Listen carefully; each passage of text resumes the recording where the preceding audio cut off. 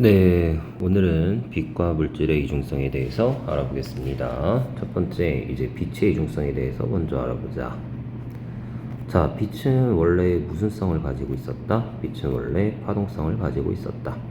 이 파동성의 증거가 무엇이었다? 파동성의 증거는 간섭과 회절이었습니다. 라고 얘기를 하시는 거고요. 근데 이제 아인슈타인이 빛이 파동성만 있는 게 아니라 뭐까지 있을 것이다? 입자성까지 있을 것이다. 라는 걸 이제 광전 효과로 찾아내게 되죠. 그래서 이제 빛도 이중성이 입자성을 가지고 있을 거야. 파동성을 가지고 있고 입자성도 가지고 있을 거야. 라고 얘기를 하게 됩니다. 그래서 입자성 가지고 뭘 하는데 여기 금속판이 있습니다.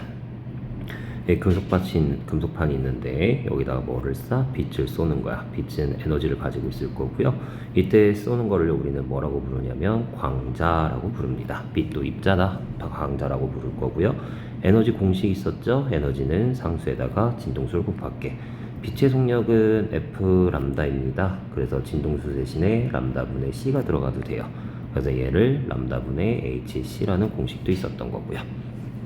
자, 빛을 금속판에 쐈어요. 그러면 이제 뭐가 튀어나온다? 원자핵 튀어나오는 게 아니라 뭐가 튀어나올게? 전자가 튀어나올게. 이 전자가 즉시 튀어나왔고요. 그래서 이제 빛도 입자성이 있다라는 거를 알게 되는 겁니다. 이때 나온 전자 뭐라고 불렀죠? 광전자라고 부르는 겁니다. 자, 전자가 튀어나왔어요. 그럼 너 무슨 에너지를 갖고 있겠어? 운동을 하고 있구나. 운동의 에너지를 가지고 있어요. 라고 얘기하시면 돼. 자, 근데 전자가 튀어나오기 위해서는 최소한의 에너지가 필요하다. 그걸 물리에서 뭐라고 부르기로 했다?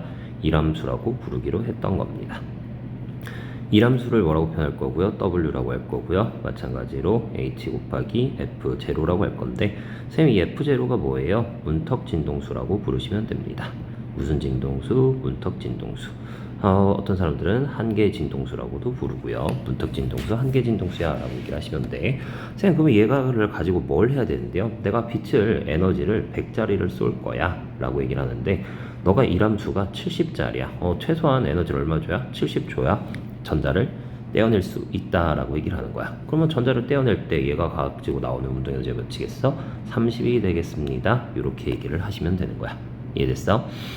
자, 여기서 중요한 거 두 가지를 판단할 건데 뭐 한다고 했죠? 자, 빛의 진동수를 크게 만든다라는 건 에너지를 크게 만든 거다. 에너지를 크게 만들었다. 자, 무슨 얘기냐면 너를 100짜리가 아니라 200짜리를 쐈다. 근데 너의 이람수가 70이니 난 얼마가 나왔다? 130짜리가 튀어나왔습니다. 라고 얘기를 하시면 돼. 아, 진동수를 크게 만들었어. 에너지가 커졌어. 그럼 뭐가 커진다? 뭐가 커진다? 전자의 최대 운동 에너지가 커질 것이다. 이렇게 얘기했던 거야. 자, 두 번째. 뭐 할까? 빛의 세기를 증가시켰습니다. 뭘 증가시켜? 빛의 세기를 증가시켰어. 자, 빛의 세기를 증가시켰다는 건 어떤 말이라고 얘기했어? 뭐의 수를 증가한다? 광자의 수를 증가한다 라고 얘기를 하시면 되는 거고, 뭐를 증가했다? 빛의 세기 증가했다면 광자의 수를 증가시킨 거다 라고 얘기를 하시는 거고요. 광자의 수를 증가했다라는 건 무슨 얘기였어? 내가 100짜리를 몇 개 쏠게? 뭐 3개를 쏘는 거야. 그러면 전자 30짜리가 몇 개 튀어나온다? 3개 튀어나올 거다 라고 얘기를 하는 거야. 쌤이 뭐라고 얘기했어? 이거 100짜리 3개 더해서 300이에요? 70이에요? 230짜리 튀어나와요? 이거 절대 안 돼. 이건 파동성이야. 우리 입자성의 증거를 하고 있는 거야. 알겠습니까? 그래서 너는 광자의 수를 증가했어? 그러면 전자 수, 광자의 수, 이레이절. 자, 뭐가 증가했다? 광전자 수가 증가했다 라고 얘기를 하면 되겠다. 됐습니까? 전자수가 많으면 전류세기도 뭐 했다고요? 증가했습니다 라고 얘기하시면 돼. 자, 주의할 점 쓱 다시 금속판이 있는데 내가 너 이람수가 70짜리야 라고 얘기를 하는 거야. 근데 에너지를 내가 50을 쐈어. 그럼 전자 튀어나온다, 안 튀어나온다? 또 안 튀어나온다, 못 튀어나온다. 왜? 에너지 50밖에 안 갖고 있는데 70을 줘야 되는데 70을 못 주니까. 근데 여기서 이제 뭘 증가시키냐면 빛의 세기를 증가시키는 거야. 뭐 오랜 시간 빛을 쬐었다, 뭐 계속해서 빛을 많이 쬐었다 라고 할 때 이 빛의 세기를 증가시켰다. 그럼 뭐를? 광자의 수, 뭐 50짜리를 막 내가 4개 쐈어. 그러면 너가 200짜리야 라고 하고 널 70이야 라고 하니 130이 나온다? 이거 절대 안 된다고. 전자 튀어나온다, 안 튀어나온다? 너 못 튀어나온다. 알겠습니까? 이거를 더해주면 그거는 파동성이다. 절대 더해주면 아니 된다. 알겠습니까? 그러니까 얼마나 50짜리였는데 내가 70짜리를 했어. 근데 내가 100개를 쏘든 200개를 쏘든 자, 그래서 50짜리가 4개 쌌어. 그러면 70짜리 안 돼. 그래도 안 돼. 이 얘기 한 거야. 뭔 말인지 이해했습니까?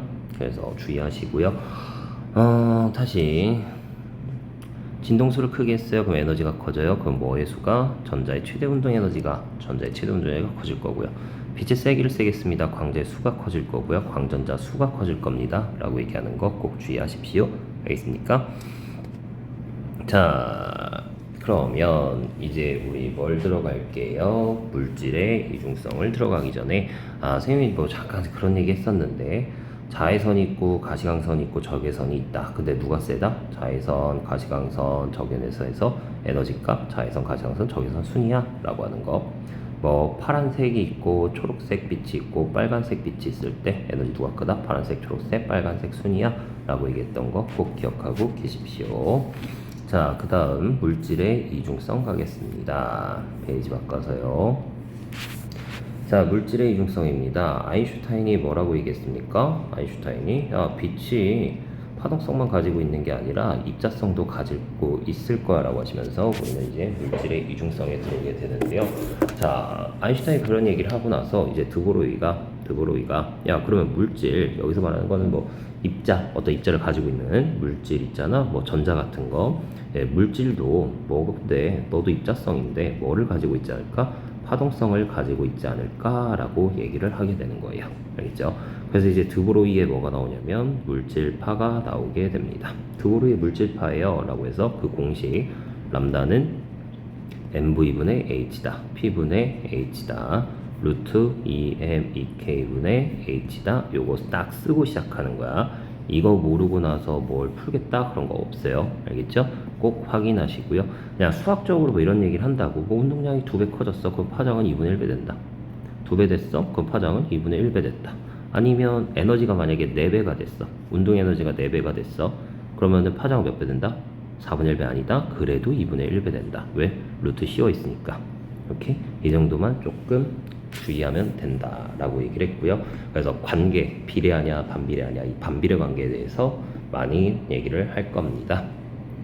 자, 그러면 드브로이가 이렇게 얘기를 하고 누가 데이비슨과 거머라는 사람이 데이비슨과 거머가 어떤 실험을 하게 되죠? 전자선을 쏘죠. 자, 전자를요 전압을 거들어 줍니다. 뭐 54V의 전압을 걸어줘서 전자를 니켈판에다가 쏘는 거예요. 그래서 이 니켈판에서 입사를 시켰더니 이 많은 전자들이 뭐 튕겨 나가요. 튕겨 나가는데 뭐 각도가 50도인 부분에서 뭐 했다? 이 전자들이 굉장히 많이 모여 있다는 얘기인 거야.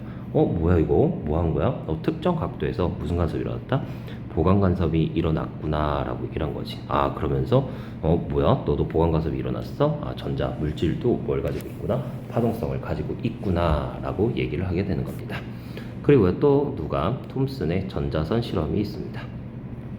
톰슨의 전자선 실험이에요 라고 얘기를 하면서 톰슨이요 처음에 X선을 써요. 뭐 금속박에 입사를 시켜요. 뭐 여기에 금속이 있는데 여기에 스크린이 있는데 스크린 막 금속박에 이제 X선을 투과를 시켰더니 이 X선이 회절이 일어나서 이게 막 밝은 무늬 어두운 무늬에 이런 회절 무늬가 일어났다라고 얘기를 하는 거야.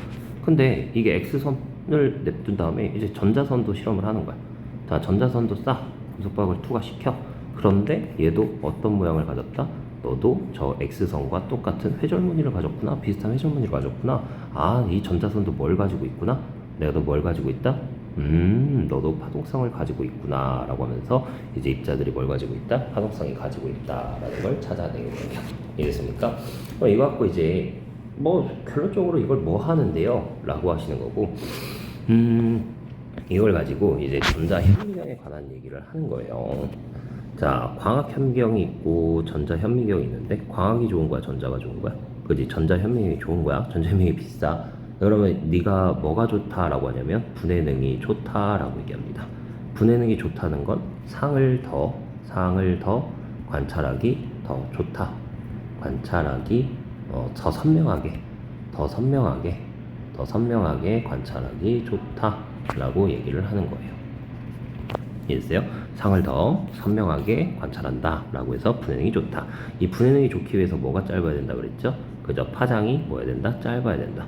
파장 람다는 mv분의 h다. 그럼 속력이 빠를수록 파장이 짧을 거고, 그럼 우리는 분해능이 좋다라고 얘기를 하는 겁니다.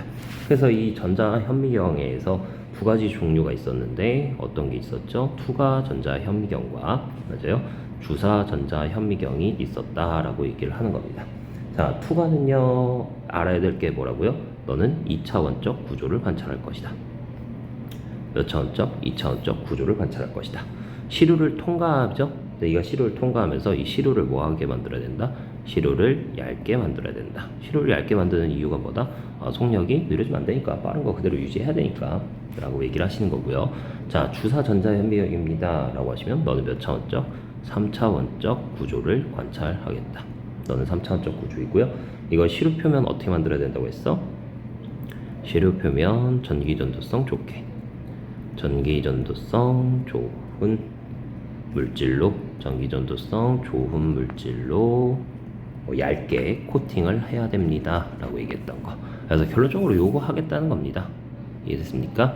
자, 오늘은 여기서 끝 하겠습니다. 암기하실 거 있어요. 분명히 투가 주사 암기하고 문제 푸시는 겁니다. 고생하셨습니다.